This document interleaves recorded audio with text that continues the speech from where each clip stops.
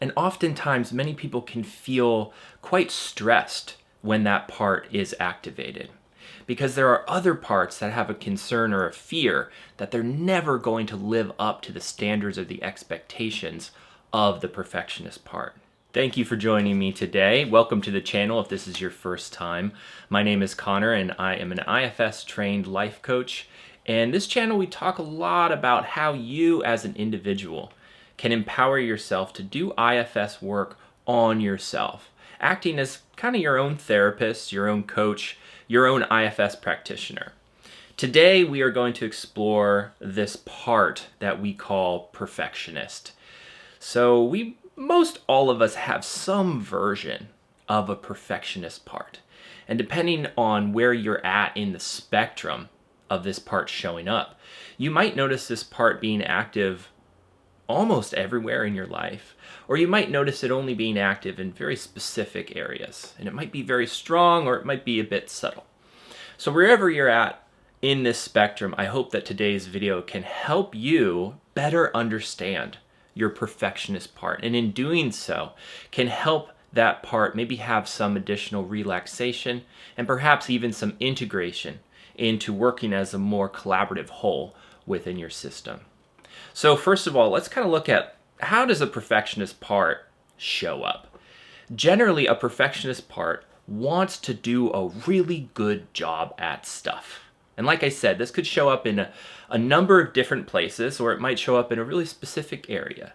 Maybe yours shows up around other people. You want to make sure that you really do a good job helping other people feel loved or cared for or seen by you. It might show up at work. You want to make sure that you do a really good job doing X, Y, and Z so that your boss or your management is really happy with you. It might show up in school. It might show up in your workouts. It might show up in what you eat. This part may also become activated after you have done something and it judges, you could have done that better. So this part may have a kind of twofold action. It has a feeling or a desire before you do something, and then it might have a judgment about what you did after you did the thing. So perfectionist parts have an idea about how things should be done or could have been done. So generally when we are activated by perfectionist parts, we can feel a bit of pressure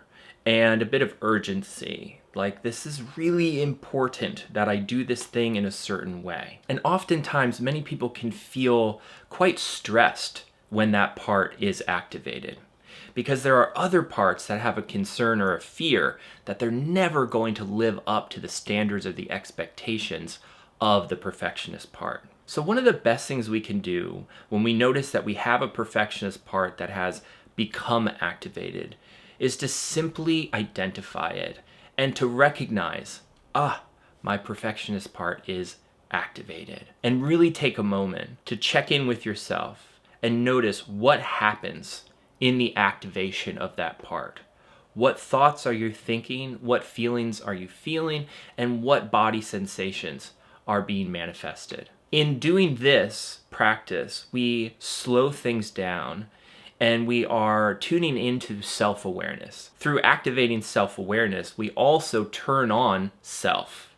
And this is the concept in IFS that we're really trying to produce again and again and again, or return to again and again and again.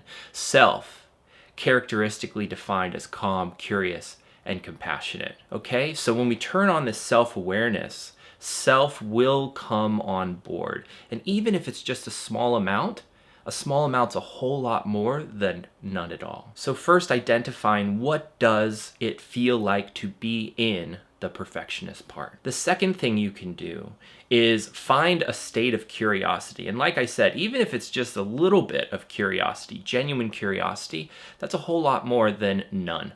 So finding a little bit of curiosity and start asking the questions. What does it mean? What does it mean to do a good job? What does it mean to not do a good job? What is the meaning behind the desire? And what we're looking to understand from our perfectionist part is their story. Generally speaking, A perfectionist part most likely is holding a belief that if it doesn't do a good enough job, something bad is going to happen. Oftentimes, this is very much connected with self-worth and value. And if I don't do a good enough job, it means that I am not good. So we're helping our perfectionist part go a layer deeper into the meaning of the desire. And we can do that by very simply just continuing to stay in a state of curiosity and compassion. So letting the perfectionist part know that we hear it, that we are here with it, and we'd really like to understand more. And the last thing that may be helpful is just to check in on that story that this perfectionist part has regarding other people. Is it true that other people have to do X, Y, and Z to this certain standard in order to be valuable or loved, or whatever the deeper desire, the deeper meaning in the desire is? Is that also true for other people? And many times we will find that it is not true for other people. Sometimes this part does believe that's true for other people. But if we find that this part has a different story for other people, then it can help that part maybe see how, if it's not true for them, why is it true for me? And we're not using this in order to force this part to change or to be critical of how this part is feeling or its desires. We're simply bringing this very gently to their attention. And if in fact this part feels that this is true for everyone, that's really great information to know as well. So if you notice that you have a very strong perfectionist part within you, you can try out some of these protocols and see how they land.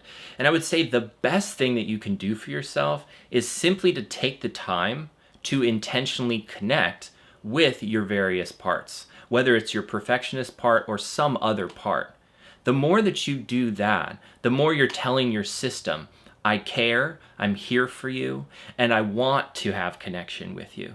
And just in that process alone, even if you perceive nothing else is happening, just taking the time to set aside intentional time to connect with yourself and your parts, you can find a deeper sense of relaxation and peace. And sometimes this doesn't happen overnight, but the accumulation of consistently doing this will absolutely yield you more of that peaceful state of being. I hope this video was helpful. If it was, you of course can give it a thumbs up and subscribe to the channel. You can leave a comment. All of those things help this content be seen by other people. And if you want to go a little bit deeper and you like this type of work, you like the idea of utilizing IFS on yourself, but you just need some more steps and some more direction on how to do that, we offer some really great programs over on our website, internalfamilysystems.org. So hop on over there and check them out. And otherwise, I hope you and your parts have an absolutely beautiful day, and I'll be seeing you soon.